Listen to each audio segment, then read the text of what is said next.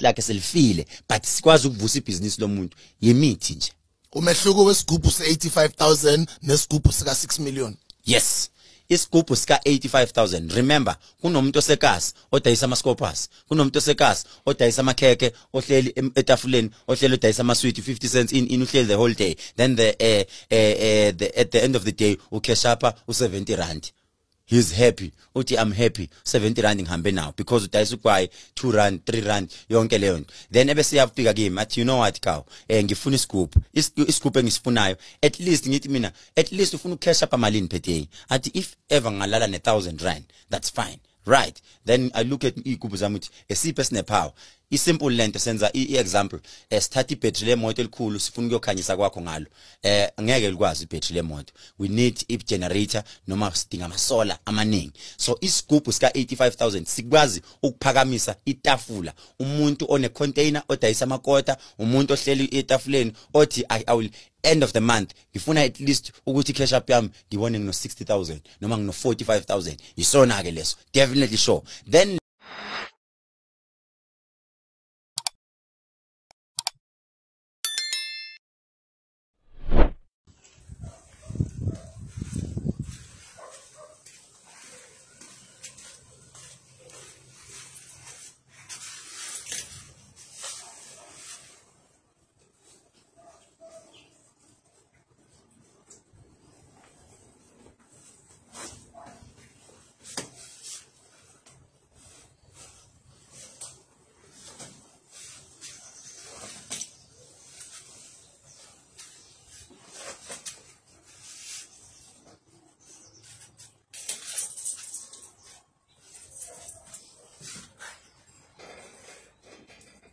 ikama kuphaka isibongo bakanzama bathi ngihlambile bathi ngibonile bathi ngizenzile bathi wathinta ubhaka udakwe yini umfana omncane ubhuqa imizi abafokazana ngotholilodwa ngametshise ithuluza ngahambe nalo ngifice ensimini bathi uqhama uxakile kuzoshuba kusangenzeka noma yini kumfaka amakhanda inyoke namakhanda amabili elesithathu lokhazana kumafafu ke nje ngabana ngunogwadobhadwa wayikhulule hayi ke ngikhona ngithi ake ngizokhuluma into ebalekile nje namhlanje ngisacela ukuba njengoba yonke into manje sihamba ngama social media, social network and stuff, you know, bengicela ukuba makhona umuntu ongazithembi nomuntu odlala ngabantu, umuntu odlala ngabantu nje anga advertise social media because be advertise social media izoqamba amanga uqonda ukuthi noma siwabona amanga akhe futhi ufuna sithule silo sithi hayi wenza into yakhe. Uma ngabe uzokhuluma into ongayazi ungakhuluma social media ngoba khona thina social media inkunzi. Sengibonile nje ezinye inyanga nje evele ziqamba amanga esithubeni. So khona nje ke yaqamba amanga yathi bengabe wakha isigubhu. Number 1 iqamba amanga ithi sikhona isigubhu. Ayikho into ekuthiwa isigubhu ekwazi ukulanda umnotho ithi ilanda imali thiwe umuntu uzoceba engasebenzanga. Ayikho leyo nto. Yabo? Akekho umuntu ongathola imali engasebenzanga. Nawe wena othebe ngabubulawa kuvala into zakho kwase kuphoqa ukuthi emqondweni wakhe ufake into engekho ikhiphe lento yafa emqondweni. Ngoba akekho umuntu ongathola imali engasebenzanga. Imali uyoyithola mzwana usebenzile noma uyiphiwe indoda yakho ke. Kodwa uyosebenza ukuzithola imali. So umuntu ke leyo uthema isichaza isigubhu ngathi ngifuna ukumuza ukuthi ke njengoba nakho echaza kolunye uhlelo lika DJ Thizini uzothusa kanjani isigubhu ngoba ngiyazi mina ukuthi ayikho into enjalo. Wavele wathi uyahamba uye emathuneni ufike uthathe ufike uvusa umuntu. Uthe bethu uye emathuneni ngicela ukuyichaza ke lento liyasemathuneni. Ngoba abantu wonke umuntu nje bengabe efuna ukufunda ukuma uvela akhulume ngokuya emathuneni. One emathuneni ayona indawo okudlalela ngoba ila kunomuntu ofihliwe khona ekuthiwe rest in peace khona. Umuntu osemathuneni noma inini bengabuya khona emathuneni vele usuke khona umuntu osemathuneni. Kodwa lo muntu osemathuneni ngeke ufike ukhulume naye bese uthi uzohamba. Ungakhuluma nomuntu osemathuneni akuzwe spiritually manje umndeni afuna ukusupport into lokhala ngayo. Kodwa ngoba ubekwe emathuneni ngeke uvele umsuse umuntu emathuneni. Uma ngabe uzosusa umuntu emathuneni umsusa ngoba usuke wazi ukuthi wenzani. 2 awuyi nomuthi emathuneni. ngoba imvamisa yabantu abasemathuneni bagcina behleli khona emathuneni ngoba yindaba, ngoba kwasemzini yabo abakwazi ukuhlala ngenxa yemithi esetshenziswa emzini yabo. Bengabe semathuneni la ephumula khona, bese suka emathuneni ehamba nengane yakhe ifike ekhaya ingene, bese yaqala yandiza yena ayoyiphumulela khona emathuneni, kodwa uphumula emathuneni eyigadile ingane yakhe. Uma ngabe uzomsusa umuntu emathuneni, ayikho enye indlela yokususa umuntu emathuneni ngaphandle kokuthatha inhlabathi. Ayikho enye indlela ongasusa ngayo umuntu emathuneni ngaphandle kokuthatha inhlabathi yethuna. Ngisho ngasuka umuntu owuhlanya athatha inhlabathi yethuna, uzosuka lowo muntu ethuneni. Yabo, umehluko ukuthi le nhlabathi ayithathile yethuna izomhlanyisa, ngoba wenzani? Uthatha into angazazi ukuthi uzoyenzani, izomhlanyisa. Ayikho into ekuthiwa ukuyethuneni ufike uvuse umuntu bese wakhe isigubhu bese uthuma umuntu uthi nasi isigubhu hamba uye kokwenza imali. Ayikho leyo nto.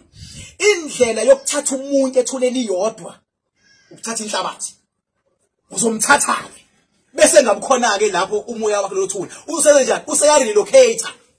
Kodwa bengabe uzofika ukhulume naye ungathathi inhlabathi, usuke wenza ngendlela ehlelekile, ufuna izibusiso, uyamcela ukuthi akwembathe, uhambe naye engimbathile, uye konqoba la unqoba khona, akugade, ufike ekhaya awugade umsindo, bengabe yonke into sekulelwe, masekulelwe useyasuka ke yena uyoyiphumulela kuphi ethuneni lakhe. Bengabe futhi usufuna futhi ukuthi akuphelezele niya somewhere, senendlela eniconnecte ngayo depending ukuthi ufike wathini ngathi uya ethuneni ukhulume naye.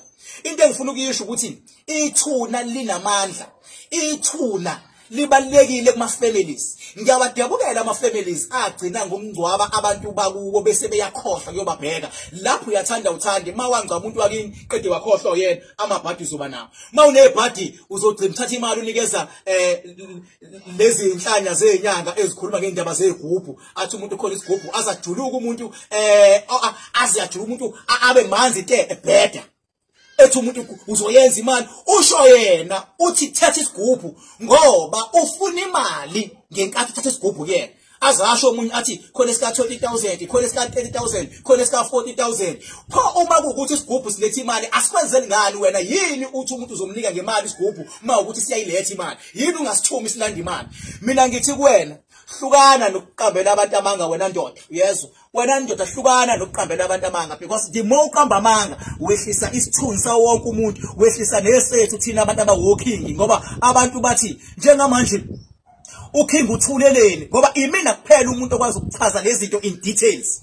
Uyabo, uma ngabe ufuna ukuqambela abantu bakho amanga, hamba baqambele ekhosombeni, ungabaqambeli bese uthi asibuke, ngoba ngeke ubuke thina umuntu eqambela abantu amanga. Uma ngabona ndoda lento mhlambi kushisa noma yenzani, unelungelo lokungichallenge, ukhulume nami face to face njengendoda. Hayi lokhu challenge labantu vele abangazili ukuthi umuntu ajabulela ukuthi bayokhuluma vele conversation nabantu abangazili ukuthi vele kuumdlalo. Mawufuna ukufunda noma ufuna ukufundiswa, tshela mina ndoda ngikufundise, ngoba namanga nawo lokuwaqambela abantu uthi ukwazi ukwenzani, ukwazi kwenzani, awukwazi wena ndoda ukuyenza lento.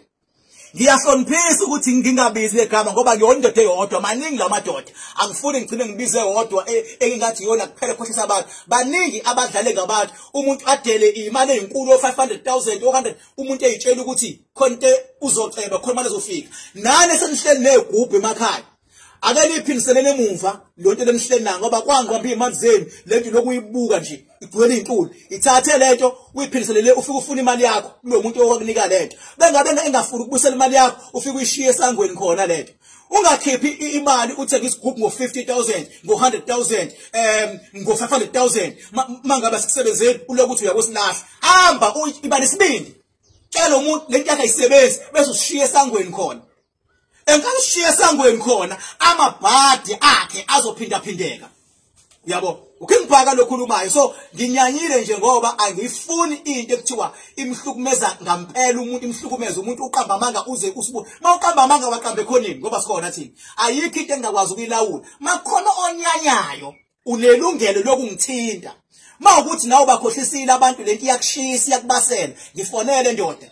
Mawufuna ukukhuluma nami face to face uvumelekile ukuze kulomuzi wami ngoba ikwami la ngikhona uvumelekile uyabo siyovulela amasako wonke ungene hlale phansi sikhulume ngikutshela iflop yakho ukuthi uflopa kangakanani uyabo mase sikhuluma le ndaba yokuthwetshula abantu abayeke ukubuka indaba yokuthwetshula engazi ukuthi enem kuthwetshula umuntu ngoba esefile kuphela umuntu uyathwetshula noma ephila ubona ngani umuntu mase ethwetshule noma ephila umbona umuntu evuma into engekho uthwebulekile lo muntu ngoba umuntu mayekuthwebula ukuthwebulela ukuthi noma angathi khonkotha kumele ukhonkothe as long as mengabe seshilo umuntu mayekuthwebula ukuthwebulela ukuthi angathi khipha ungathi uno 100,000 athi uthatha 100,000 unike yena wonke ungasali nalutho wena ungathi yes baba uthwebulekile ke lapho ngoba mawungathwebulekile uyakwazi ukubothwa ingeke mangimnika 100,000 ngizosala nani mina hayi ngeke papa udlala ngathi ke manje papa udlala ngathi kodwa mawuthwebulekile umuntu ngisho angathi thatha ingane yakho uzonikela ngayo ihlale la iyeke isikole uzoyiyekisa isikole ngoba yindaba uthwebulekile yonke into eshuwa ile nyoni uyayenza mangabe kukhona abanyanyayo ngade ngishoyo foko kubona fuck off makuthi uyanyanya ngitshela bona fuck off ngoba into ebalekile ukwakha isizwe labantu abeza kuthina befuna usizo baqakeke ngampela uma ngabe umuntu eqakekile eseza kuwena usuke sewuyithemba elokuthi hayibo yazi ngampela mangabe kwenzeka ngiya Bhaka